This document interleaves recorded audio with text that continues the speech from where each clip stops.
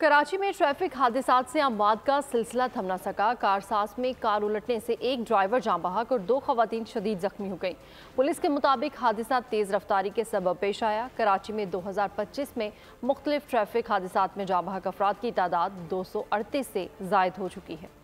कराची में ट्रैफिक हादसात से अमवात का सिलसिला थम न सका। कारसाज में कार उलटने से ड्राइवर जाँ बहक और 2 खवातीन शदीद जख्मी हो गईं। पुलिस के मुताबिक हादसा तेज रफ्तारी के सबब पेश आया। हद से ज्यादा रफ्तार होने पर कार ड्राइवर के काबू से बाहर हो गई और बिजली के पोल से जा टकराई। हादसे में कार का अगला हिस्सा मुकम्मल तबाह हो गया। जाँ बहक शख्स की शनाख्त 25 साला सफान जबकि जख्मी खवातीन की शनाख्त कशमाला और हफ्सा के नाम से हुई। पुलिस के मुताबिक ईद के दिनों में 165 अफराद मुख्तलिफ ट्रैफिक हादसात में जख्मी हुए। रवां साल ट्रैफिक हादसात में 238 अफराद जाँ बहक और 3131 जख्मी हुए।